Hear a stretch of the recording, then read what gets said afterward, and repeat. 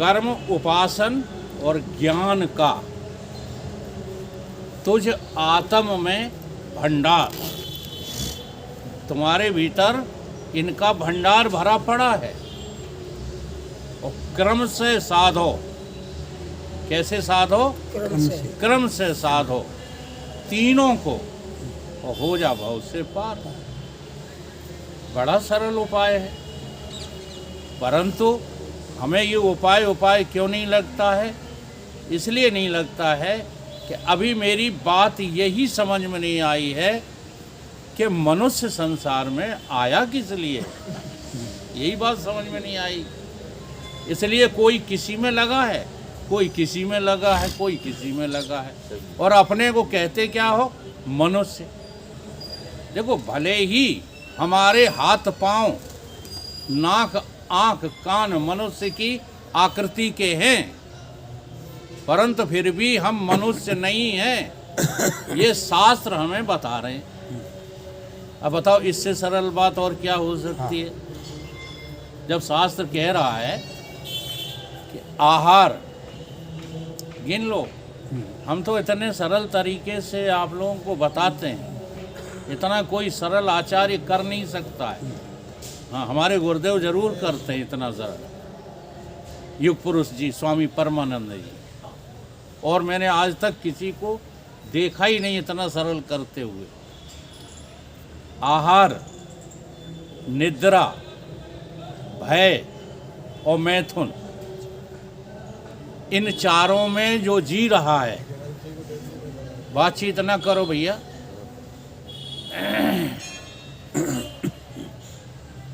इन चारों में जो जी रहा है वो पशु ही है,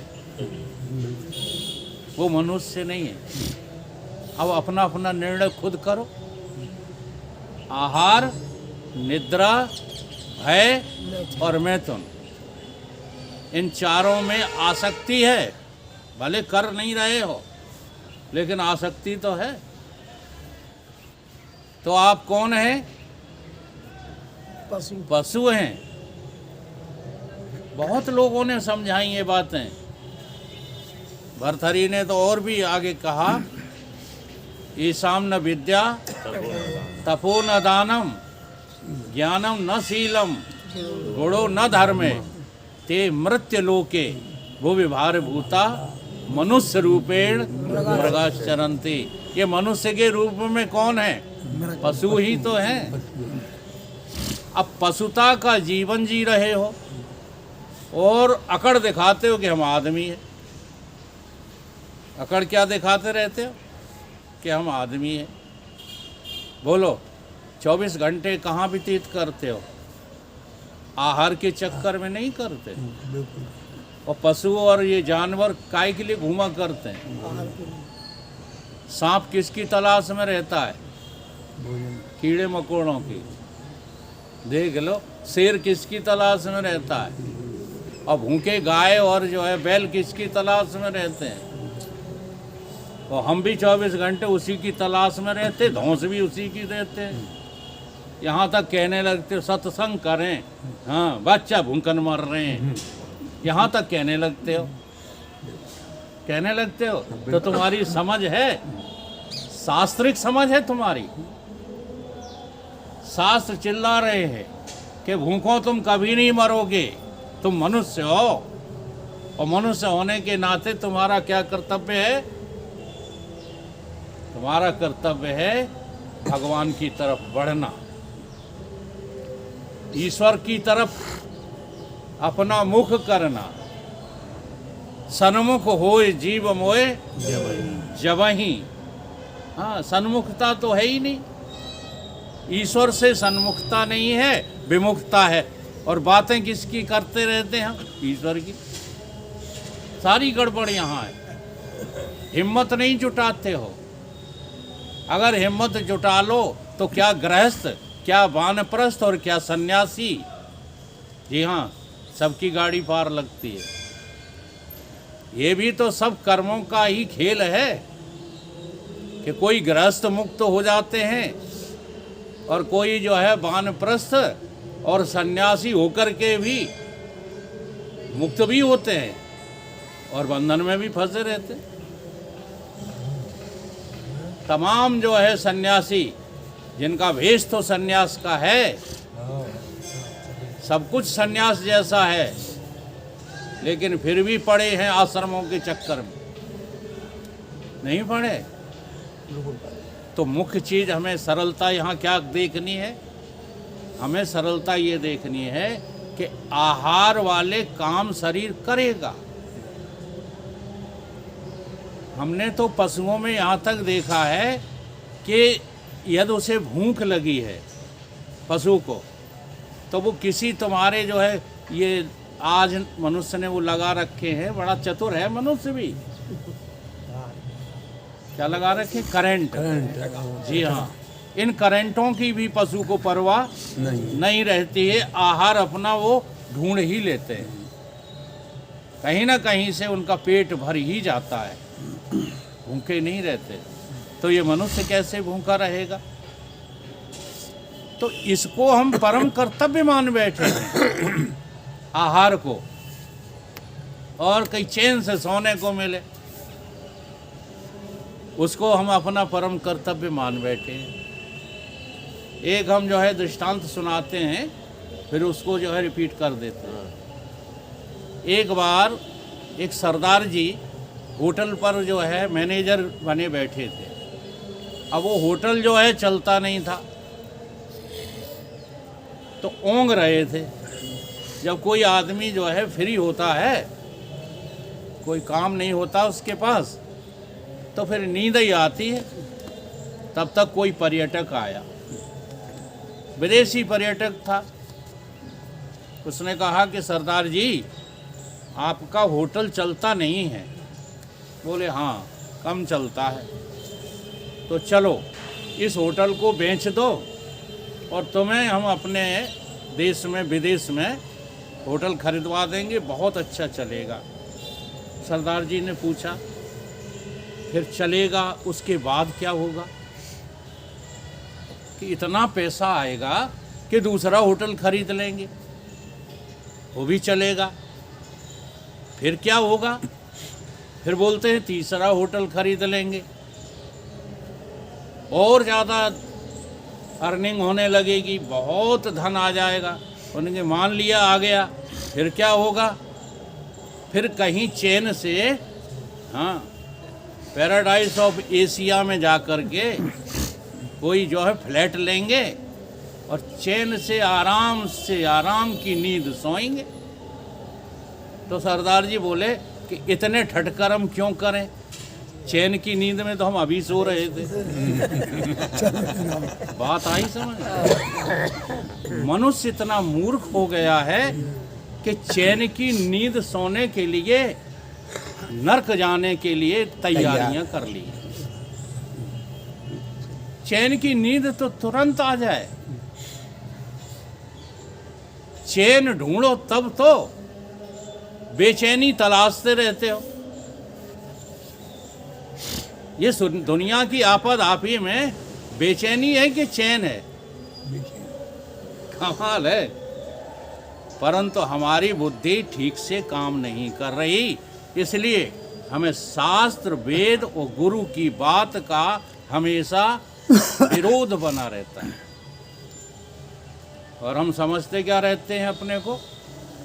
अपने को हम समझते रहते हैं कि हम बिल्कुल सही मार्ग पर हैं, जबकि ये मार्ग गलत हो गया है। ये मार्ग उल्टा हो गया है। उन्नति के मार्ग में सूल हैं हमने अवनति के लगाए, उल्टा हो गया है। अब गुरुजन और शास्त्र और वेद, बिना गुरु के शास्त्र वेद कुछ नहीं तुम्हें बता पाएंगे। अगर बताते होते तो अब तक जो है आगे गाड़ी बढ़ जाती। देखो, शास्त्र नहीं बता, इतना सरल करके गुरुओं ने शास्त्र लिख दिए, लेकिन हम फिर भी मान नहीं रहे। रोजाना ये चर्चा चलती है कि मनुष्य का शरीर किस लिए मिला है।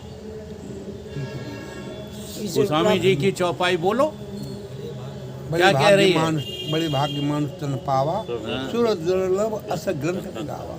फिर आगे साधन धाम मोक्ष बस यहीं ठहरो।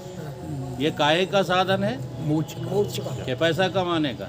मोक्ष का देख लो, मोक्ष का शास्त्र कह रहे हैं कि मनुष्य का शरीर है मोक्ष का साधन, मोक्ष का धाम, मोक्ष का दरवाजा, और तुमने इसे साधन बना लिया है पाप करने का। और कमाई का पैसा कमाना क्या है? पाप के सिवाय कुछ नहीं। बड़ा भारी विरोध होता है। वो कम से कम हम इन कपड़ों में ये बातें जब बोलते हैं, हाँ वो तो आप लोग बड़े शरीफ लोग बैठे हुए, ऐसे ऐसे लोग आते हैं चढ़ बैठते हैं हमारे ऊपर। हाँ आप नहीं करते हो, फिर ये कपड़े कहाँ से आए हैं? फलाना है, ढीका है, और विश्वास कोई करता नहीं। अब विश्वास में इतने लोगों को ले पाए हैं हम, थोड़े से हैं, ये तो करने लगे हैं। क्यों? क्योंकि इस शरीर ने टाक नहीं टारा, बचपन से लेकर के और आज तक धन कमाने के नाम पर, वैभव कमाने के नाम पर, यश कमाने के नाम पर टाक नहीं तारा, और फिर भी देखो कपड़े पहन रहे हैं, नहीं पहन रहे, रोटी खा रहे हैं कि नहीं खा रहे? तो बताओ ये बात गलत सिद्ध हुई कि नहीं? तुम 24 घंटे लगे रहते हो, वही रोटी खाते हो जो हम खाते हैं। हम 24 घंटे सत्य की चर्चा करते हैं, तुम 24 घंटे काम में लगे रहते हो। वो खाते क्या हो? सोना।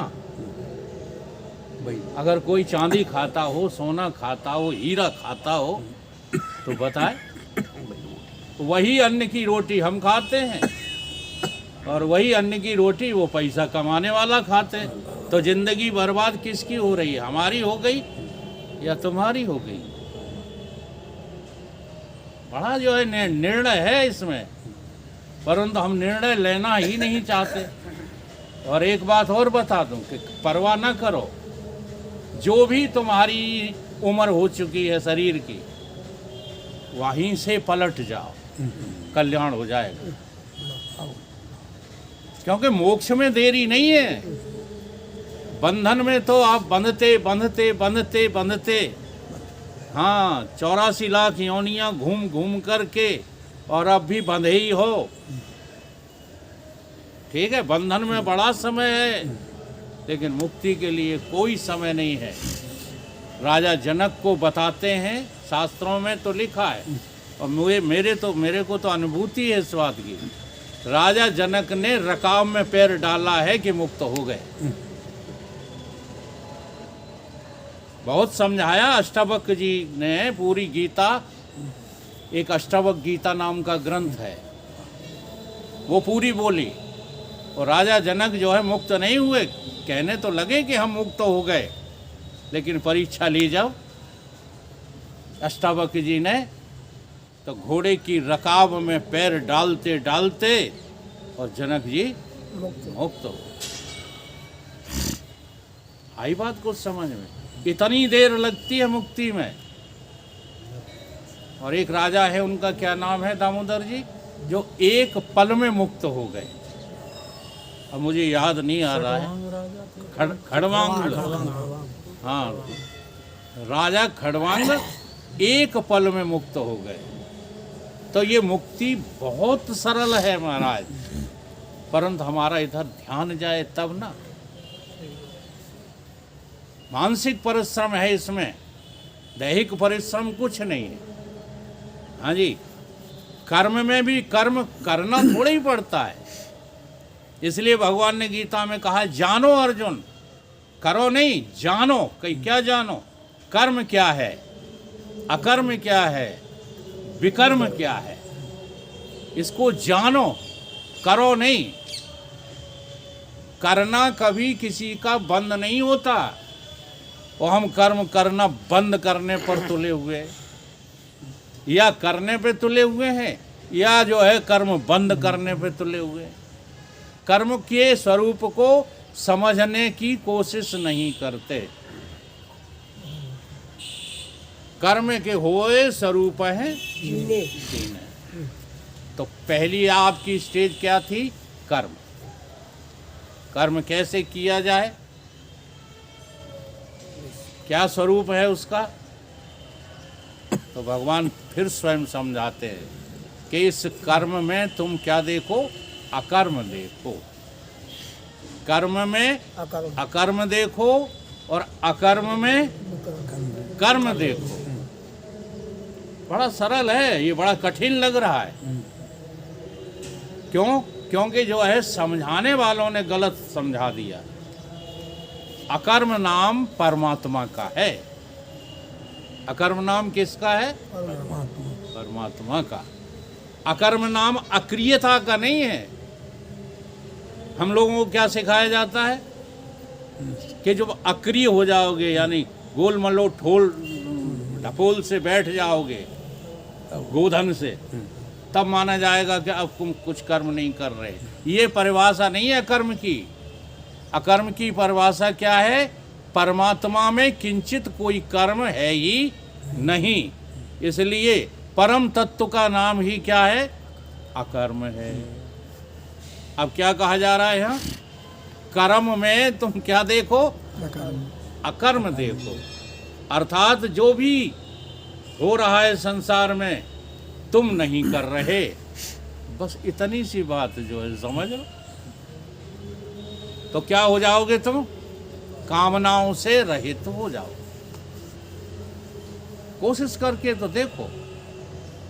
इतना तुमने बुद्धि में निश्चय कर लिया कि ये जो कुछ हो रहा है हम नहीं कर रहे, ये तो सब प्रकृति में अपने आप हो रहा है। प्रकृति क्रियामाणान गुण कर्म सर्वश है। किसमें हो रहा है? ये गुणों में हो रहा है, प्रकृति के गुणों में। हम क्या करते हैं इसमें? हम केवल अहंकार करते हैं। अहंकार विमूढ़ आत्मा कर्ता अहमिति मन्यते। मैं केवल अहंकार कर लेता हूँ कि ऐसा मैंने किया।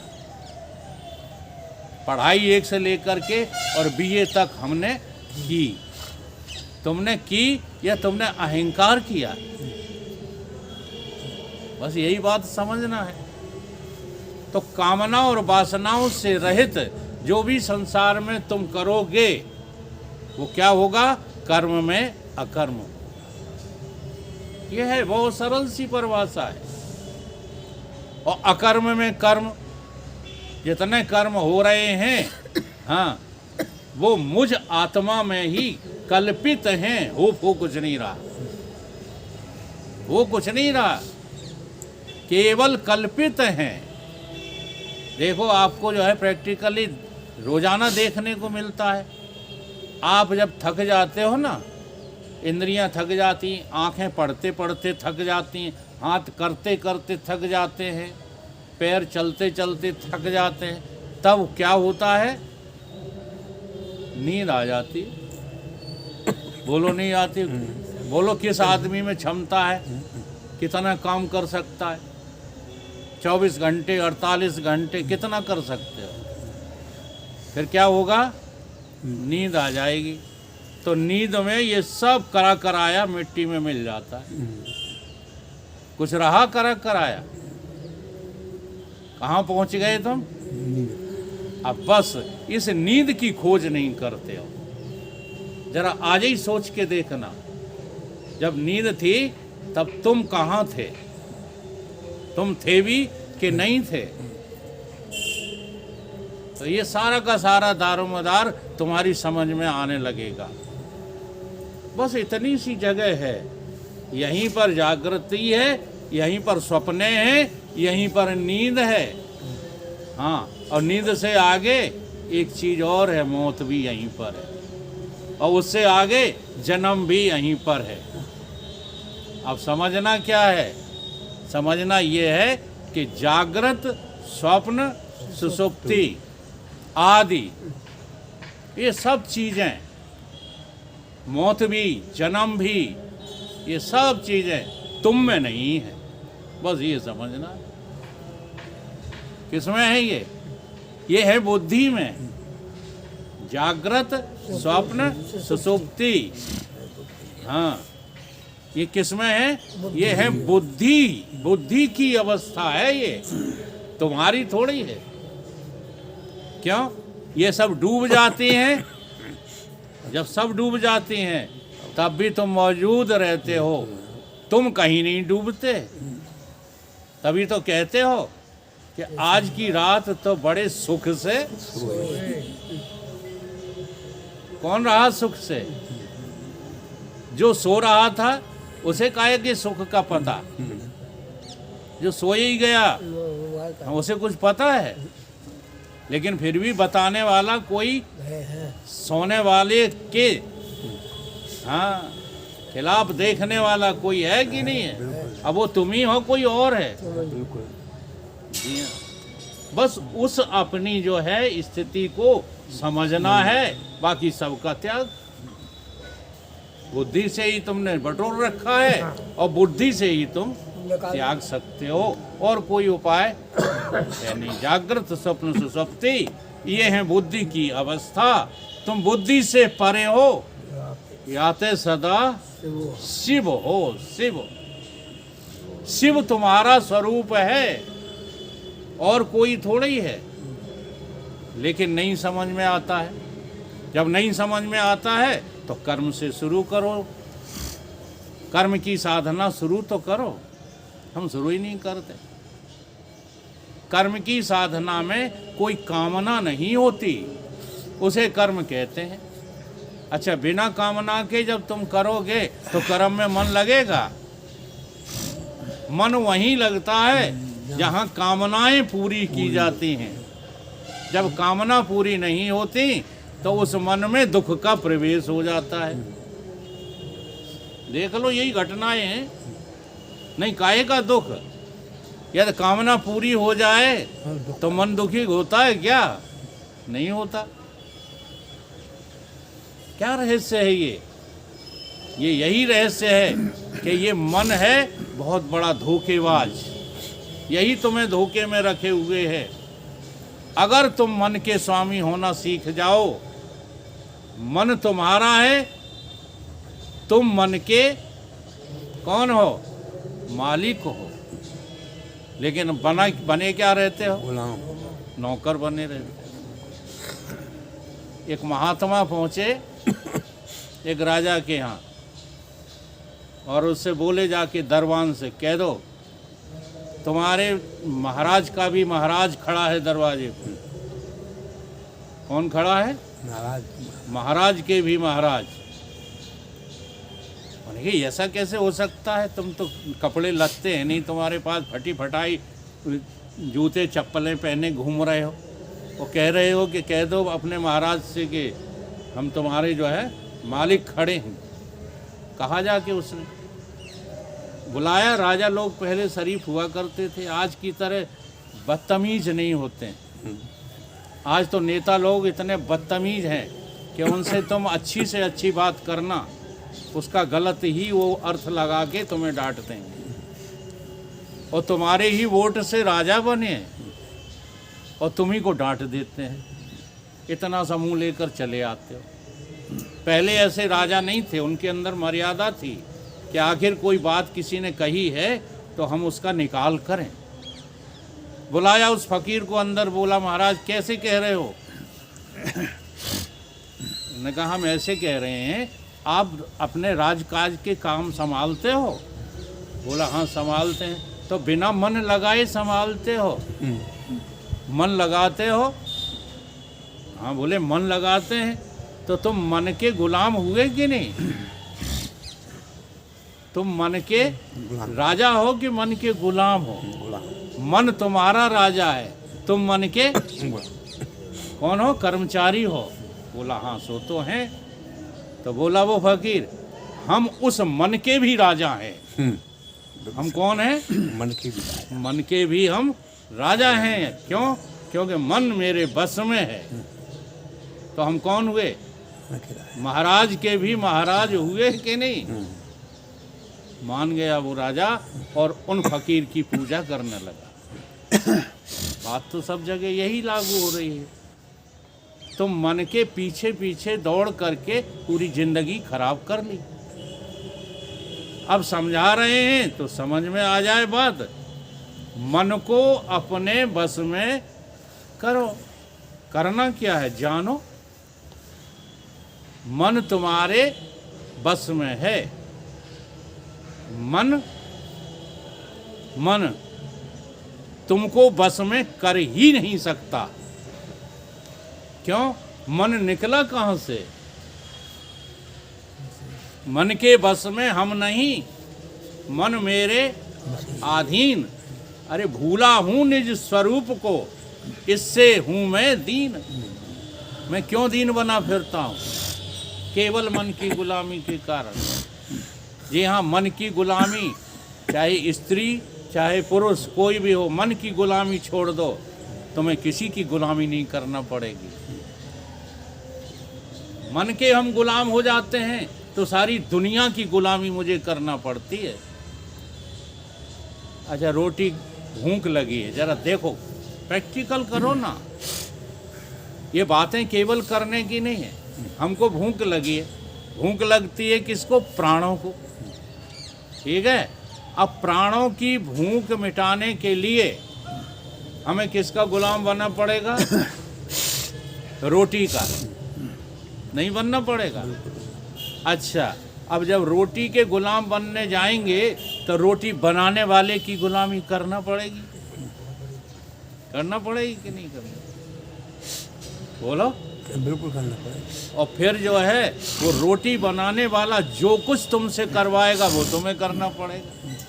तो देखो कितने लोगों के हम गुलाम हो गए। किसकी खातिर? प्राणों की क्षुधा की पूर्ति के कारण। हो गए कि नहीं हो गए? और हमें ये पता होता कि ये मेरा धर्म नहीं है, ये तो प्राणों का धर्म है।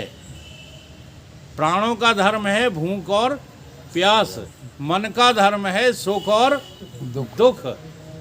ये सब अपने अपने धर्मों में लगे पड़े हैं। हम तो इनके जानने वाले, इनसे अलग इनके मालिक हैं। यदि ऐसा तुम्हें पता होता तो किसी गुलामी के चक्कर में पड़ते। बस उन्हीं का नाम तो फिकर है, फकीर है। फकीर का भोजन क्या होता है? फिकर। जो फिकर को खा जाता है उसका नाम फकीर है? फिकर जो खावे सो फकीर। के कपड़े उतार के फेंक दे सो फकीर, फटे फटाए कपड़े पहने सो फकीर। हमारी बुद्धि ही पलट गई है, जाने क्या समझ बैठे हो। जो फिकर न राखे सो फकीर। और फिकर किसको नहीं रहेगी? जिसको अपना पता होगा कि मेरे में कोई किंचित कर्म है नहीं। ठीक है, तो कर्म करने की ये विधा है, भगवान ने गीता में वही सिखाई है। ऐसे ही भगवान से जुड़ने की एक विधा है, उसका नाम भक्ति है। अब देखो हम जुड़े कहाँ रहते हैं? हम जुड़े रहते हैं जहाँ उसका नाम आसक्ति है। क्यों? क्योंकि जिस चीज़ से हमारा कोई संबंध ही नहीं है हम वहाँ जुड़े हैं। संबंध है क्या? हमारा संबंध जो है बाहर किसी से है। हम कौन हैं? इतना सा पता लगाना है बस। हमारा संबंध ये 3.5 हाथ के शरीर से भी नहीं है। अगर होता तो रात में ये शरीर चारपाई पे पड़ा रहता है और तुम दूसरी दुनिया बना लेते हो? नहीं बना लेते। सपने में तुम दूसरी दुनिया में चले जाते हो। और यहीं से राजा जनक जो है सचेत हुए थे। राजा जनक को एक बार क्या हुआ कि भिखारी हो गए। कब? सपने में। और भिखारी होकर के भीख मांगने लगे। तो एक कटोरा में भोजन पर्याप्त मिल गया था, खाने जा रहे थे, तब तक एक सांड ने टक्कर दे दी। तो वो भीख का कटोरा भी फैल गया। तो राजा जनक रोने लगे। कहाँ? सपने में। इतने में आँख खुल गई। आँख खुलते हैं तो देखते हैं 56 प्रकार के भोजन सामने रखे हुए हैं। रखे हैं। वहीं से प्रश्न खड़ा हो गया। क्या प्रश्न खड़ा हो गया? ये सच्चा कि वो सच्चा।